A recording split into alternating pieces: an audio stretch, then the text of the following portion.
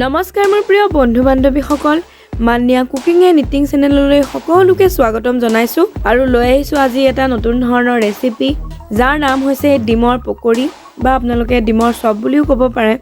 আৰু মই কেনেধৰণে এই ডিমৰ চপ বা ডিমৰ পকৰিবিধ বনাওঁ আপোনালোকে ভিডিঅ'টো শেষলৈকে চাবচোন আহক। আৰু প্ৰথমতে তাৰ বাবে মই এতিয়া ডিম আৰু আলুখিনি এনেধৰণে সিজাই ল'লোঁ।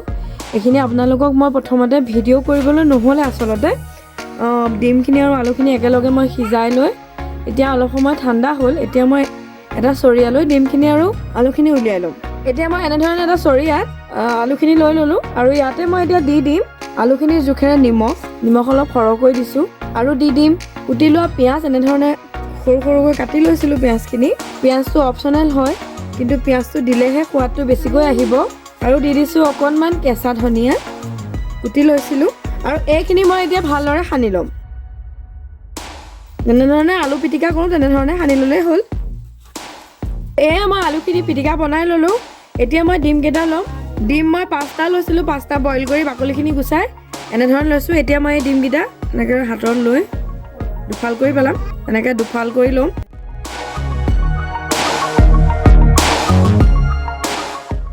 আৰু এয়া চাওকচোন ডিমখিনি মই এনেধৰণে ফালি ল'লোঁ।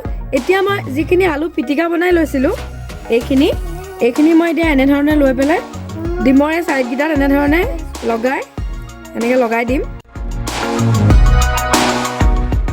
দুইটা ছাইডে লগাম বুলি ক'লেও লগাব পাৰে, মই এতিয়া অকণমান এটা ছাইডে লগাই এনেধৰণেৰে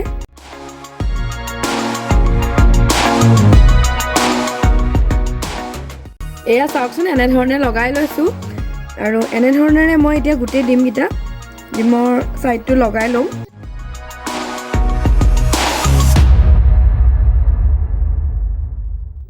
আৰু এয়া চাওকচোন ডিমকেইটা মই এনেধৰণে আলুখিনি ওপৰত সানি ল'লোঁ।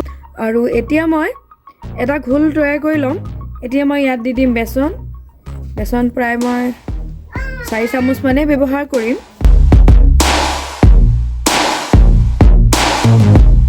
ইয়াতে দি দিম এতিয়া অকণমান নিমখ মই অকণমান দিছোঁ, যিহেতু মই আলুখিনি নিমখ দিয়া আছিলে। অকণমান দিছোঁ হালধি, অকণমান দিছোঁ মিট মছলা। মই এতিয়া এভৰিডে মিট মছলা ব্যৱহাৰ কৰিছোঁ।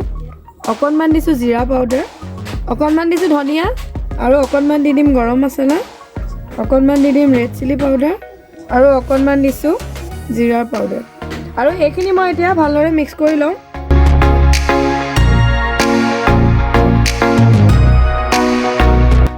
আৰু ইয়াতে দি দিম এতিয়া মই অকণমান আদা এনেধৰণে মই পিচি লৈছিলোঁ আৰু অকণমান দি দিছোঁ নহৰু বটা।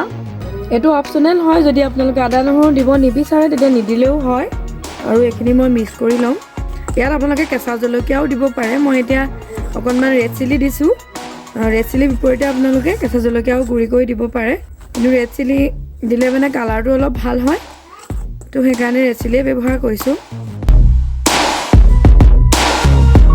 মই অকণমান পানী দি দিম এতিয়া।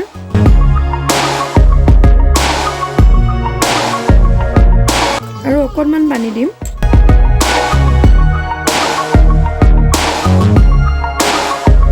এইখিনি চাওক মোৰ মিক্স কৰা হৈ গৈছে।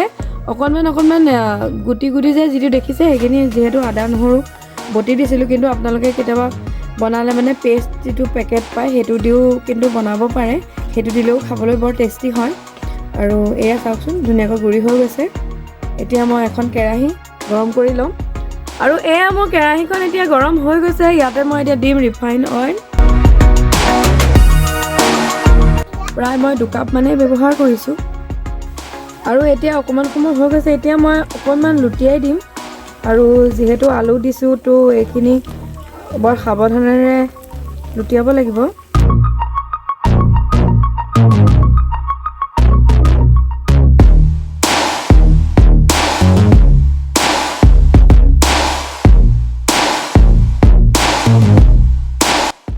আৰু এনেধৰণে মই এইকেইটা লুটিয়াই ল'লোঁ। আকৌ তেনেধৰণে মিডিয়াম ফ্লেমতে মই প্ৰায় 2 মিনিট মানেই থাকিবলৈ দিম। আৰু এইখিনি প্ৰায় 2 মিনিট হৈ গৈছে। আকৌ মই অকণমান লুটিয়াই দিম।